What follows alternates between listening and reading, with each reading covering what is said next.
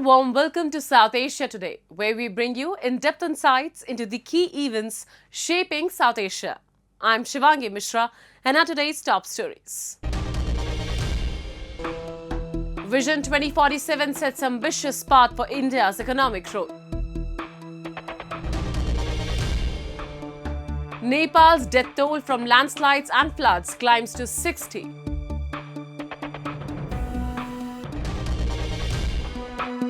And POJK voices rise against Pakistan's brutality.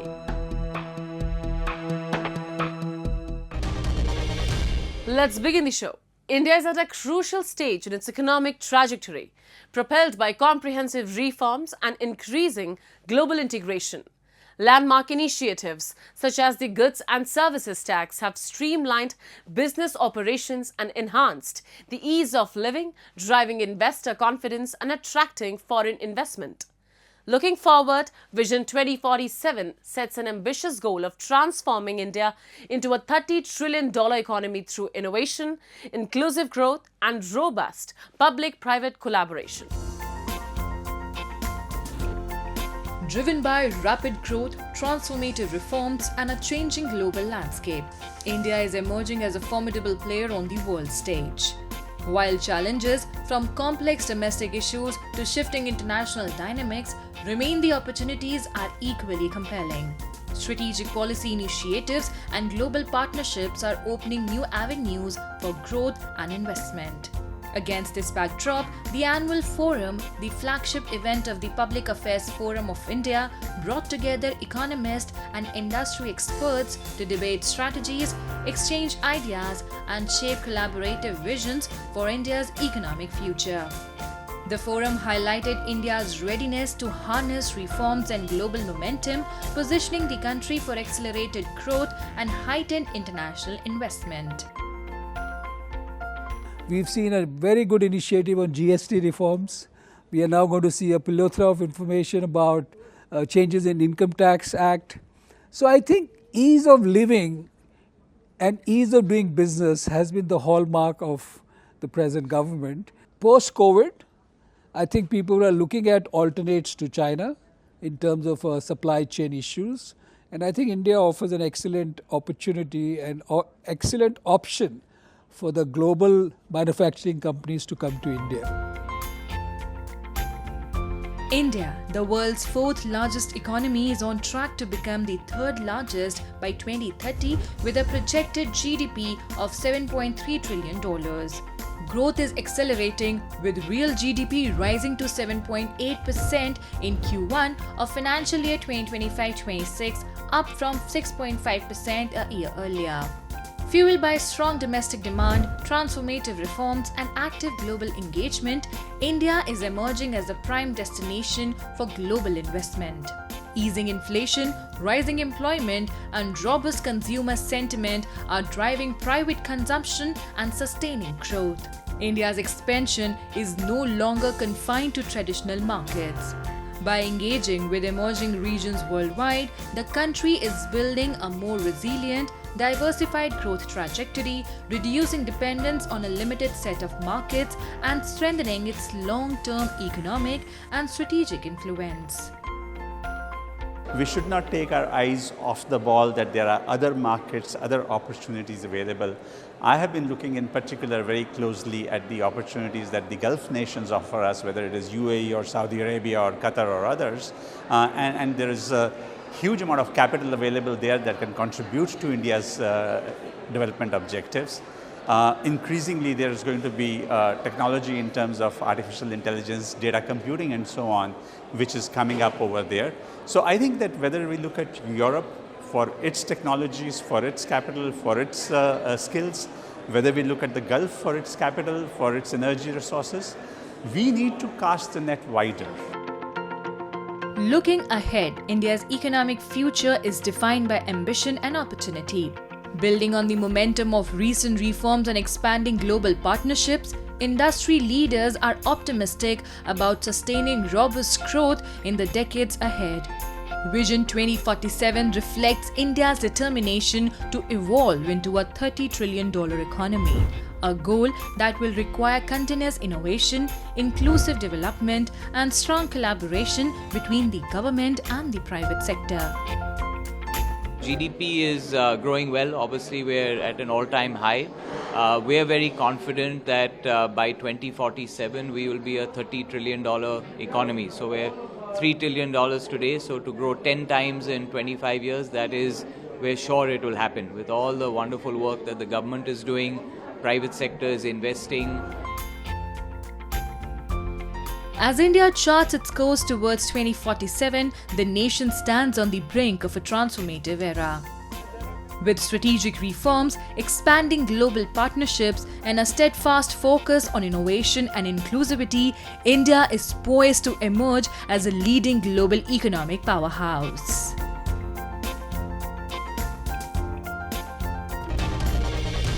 Moving on. In Nepal, relentless monsoon rains have triggered deadly landslides and flash floods, leaving more than 60 people dead since Friday, according to local reports.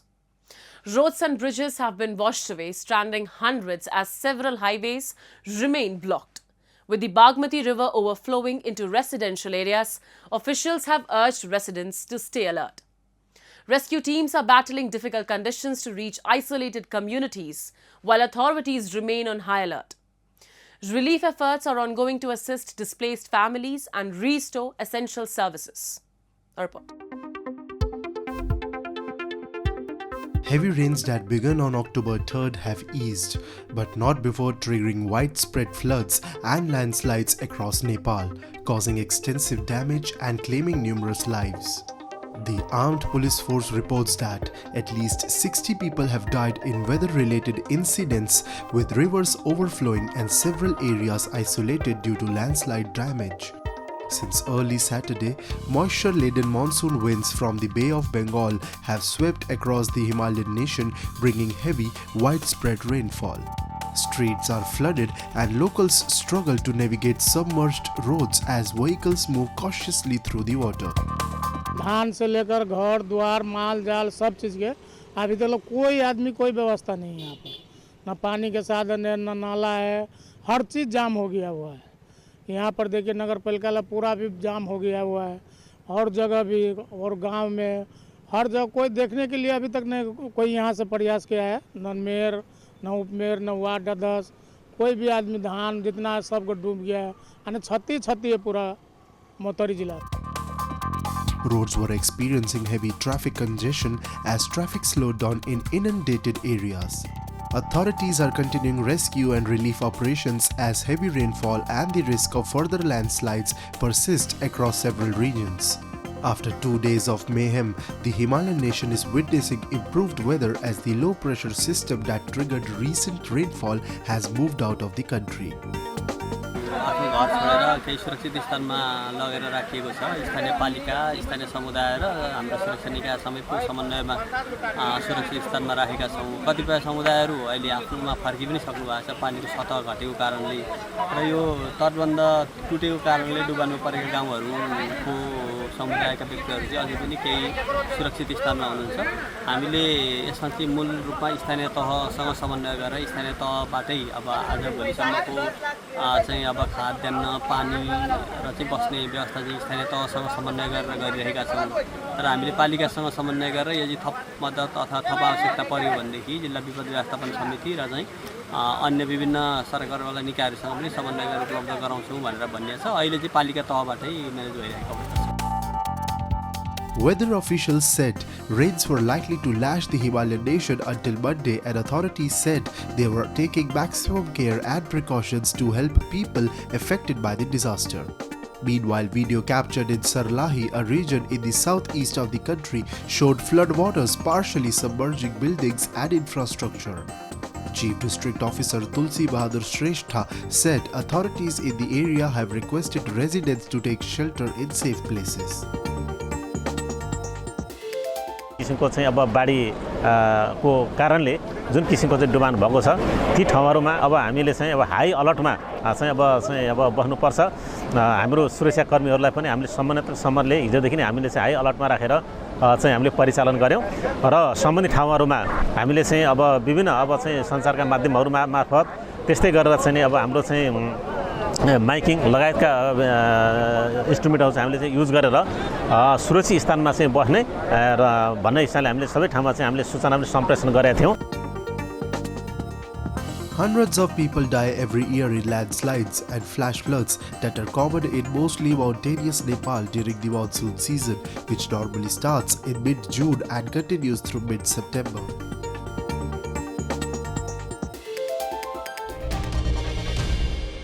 Now we take a look at some happenings in Asia in a segment called Asia Watch. Iran has gained parliamentary approval for a monetary overhaul to remove 4 zeros from its national currency over the next few years to simplify transactions after years of inflation. Years of inflation above 35% have caused Iran's currency to plunge to 1,150,000 rials to the dollar on the free market. Currency tracker Bombast.com shows, making it difficult for people to make sense of bills or financial statements. The move will make the rial easier to use in transactions and calculations, Hussein said, adding that high inflation had severely diminished the usefulness of banknotes. The move remains contentious, however. Several countries have sought to drop zeros from their national currency when faced with high inflation. Venezuela has had several monetary overhauls in recent years, but continues to suffer from high inflation.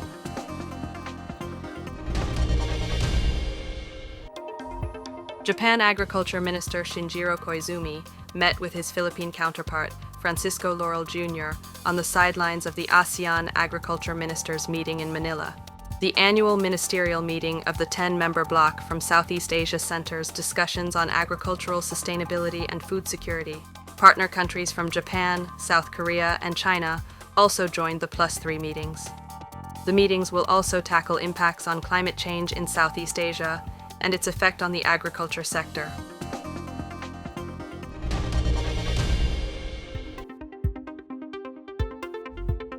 A vaccine against elephant endotheliotrophic herpes virus, EEHV, a disease that can kill young elephants within 24 hours of symptoms, is ready for wider use, scientists say. A proof-of-concept trial found it was safe and triggered strong immune responses, Chester Zoo, the University of Surrey, and the Animal and Plant Health Agency announced this week. Described in the journal Nature Communications, the team says the shot is the first of its kind. The vaccine, delivered by injection with booster doses, is designed for use in zoos and sanctuaries, with work underway on delivery options suitable for range countries. EEHV is endemic in elephants and can cause fatal hemorrhagic disease in young animals within 24 hours of symptoms appearing.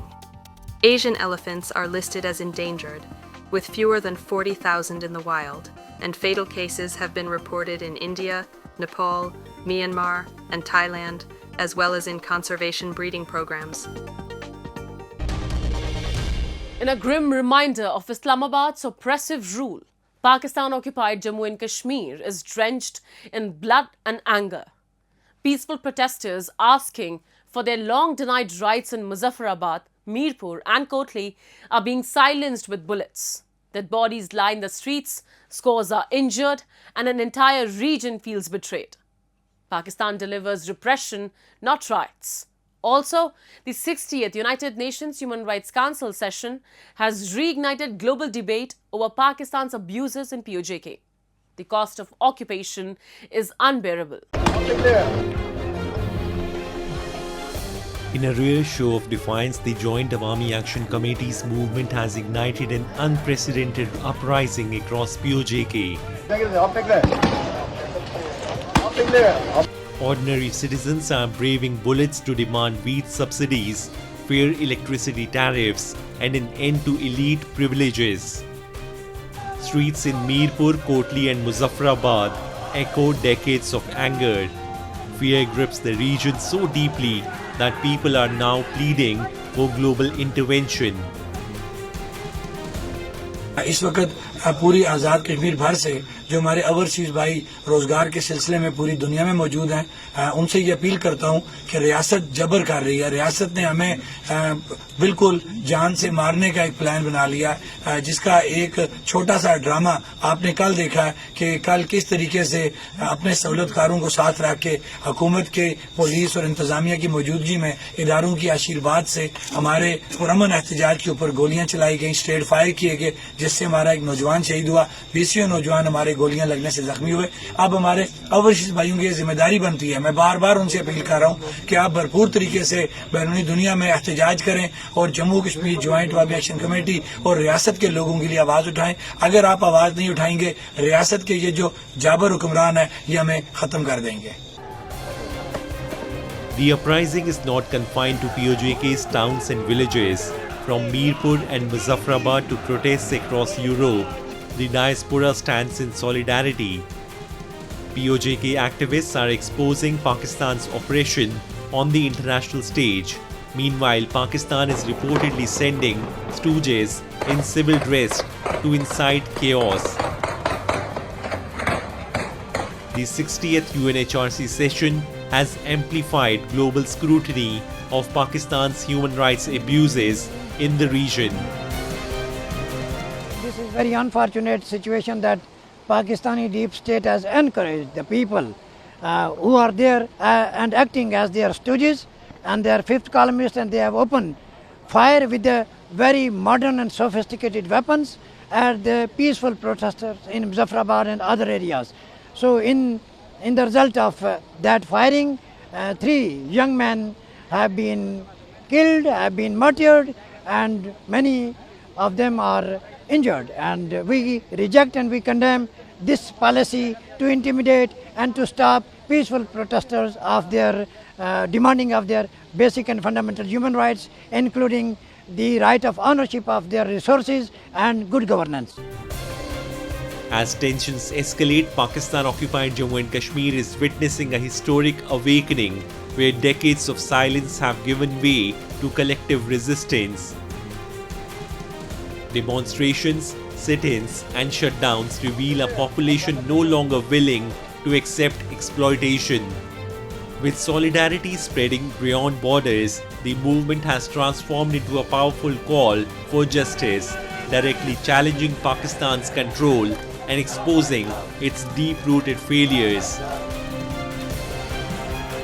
And more than 2.5 years, people are on the streets and they are demanding for their basic fundamental human right. And Pakistan is not ready to listen their voices. They are peacefully protesting. They didn't took guns. They are non-violent. This is the beauty of that movement, People's Right Movement under the banner of Awami Action Committee. And we are standing by them, and at international level we are their voice because they don't have any representation anywhere. And from 29th September and whole area is locked down. There is no internet, no telephone, and people, they do not have access to any international media or communication. And 3 million Kashmiris are under siege and they are cut from the international community, and 2 million Kashmiris living abroad. They have no connection or they cannot talk with their family, and we don't know what is going there. Some reports coming from there through different means. People are killed, injured, and this is unfortunate. A state which is claiming that she is the champion of the right to self-determination of the people of Kashmir, she is badly exposed. On the streets, frustration runs deep. Wounded protesters sit in silence, fear etched on their faces. The government's crackdown has triggered outrage, yet a complete media blackout hides the truth. Pakistan does not want the world to see its oppressive face, but it cannot silence millions who are rising together demanding justice. The resistance is growing even as fear grips every corner of POJK. In a groundbreaking development, the National Rural Livelihoods Mission is transforming lives in Rajouri district of India's Jammu and Kashmir. Over 7,000 women-led self-help groups with more than 50,000 members are driving income-generating activities and reshaping their communities.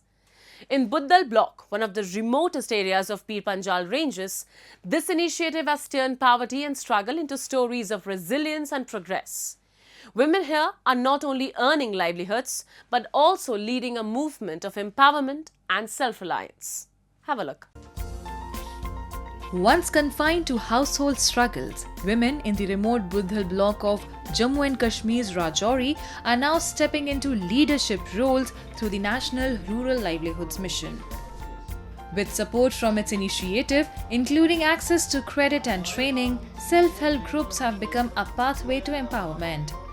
What was once a life of dependence has transformed into financial independence as women now earn on their own and guide others towards sustainable livelihoods. The NRLM is not just improving incomes but also reshaping identities and aspirations.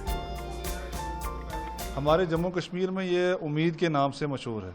इसमें हम ladies के self help groups बनाते हैं। हमारे district Rajouri की अगर बात की जाए तो 7,000 प्लस जो है हमारे सेल्फ हेल्प ग्रुप्स जो है वो काम कर रहे हैं, जिसमें 50,000 जो है हमारी सेल्फ हेल्प ग्रुप के मेंबर्स जो हैं हमारी फीमेल्स जो है उसमें काम कर रही हैं। अगर हम ब्लॉक बुद्दुल जो पर्टिकुलरली एक बड़ा रिमोट और फारफ्लंग एरिया इसकी बात करें तो हमारे 1400 प्लस जो है सेल्फ हेल्प ग्रुप जो है यहाँ पे एक्टिवली काम कर रहे हैं, जिसमें लगभग 12,000 जो है फीमेल्स जुड़ी हुई है। और हमने यहाँ पे इनको डिफरेंट जो है वो स्कीम्स में जो हमारे पास अवेलेबल हैं उसमें इनको लोन्स प्रोवाइड किए, इनकी स्किल डेवलपमेंट के लिए इनको ट्रेनिंग्स करवाई। और आज मैं ये फ़ख्र से कह सकता हूँ कि हमारे जो सेल्फ हेल्प ग्रुप की मेंबर्स हैं वो अपनी जो लाइवलीहुड के लिए काफ़ी बेहतरीन काम कर रहे हैं।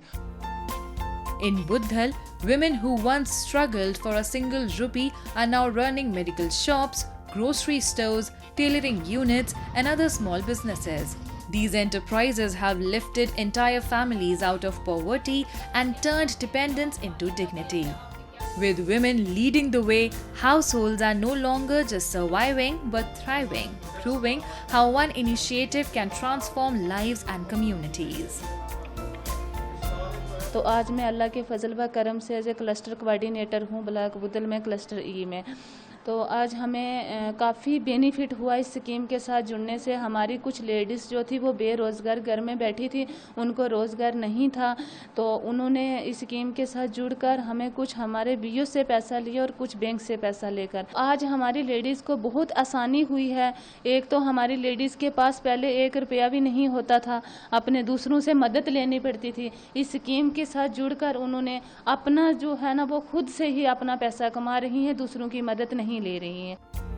Under the National Rural Livelihoods Mission, women in Buddhal are running their own businesses while involving their entire families. They receive regular training and support from NRLM schemes, gaining the skills needed for sustainable growth. Many women who were previously educated but unemployed have now found a meaningful path to financial independence. मैं 2018 से हमने एक group बनाया था, तो हमारे group का नाम है मलिक। और उसके बाद हमारा 2-3 साल ग्रुप चलता रहा। हमें इस चीज़ की अवेयरनेस नहीं थी कि इससे हमें कुछ फ़ायदा मिलेगा। फिर हम यहाँ हमारा एक प्रोग्राम हुआ था, मीटिंगें चल रही थी, हम आए थे लॉकडाउन में यहाँ, और यहाँ से हमें अवेयरनेस मिली। तो मैं MA B.Ed हूँ, यहाँ मुझे कोई भी रोज़गार नहीं था, तो मैंने अपनी क्वालिफ़िकेशन क्लियर की हुई थी, तो मैं घर पे बैठी हुई थी, तो मुझे ये थोड़ा रास्ता मिला तो मैं यहाँ पे आई। तो उसके बाद मैंने बैंक सही का काम ज्वाइन किया। The transformation in Buddhal reflects a larger push towards development across Jammu and Kashmir. Initiatives like the National Rural Livelihoods Mission highlight the centre's commitment to empowering communities, promoting self-reliance, and reducing poverty in even the most remote areas. Through sustained support, training and inclusive programs, the central government along with the Jammu and Kashmir administration is working to ensure that progress reaches every corner of the region, creating opportunities, improving livelihoods and building a strong, more resilient Jammu and Kashmir.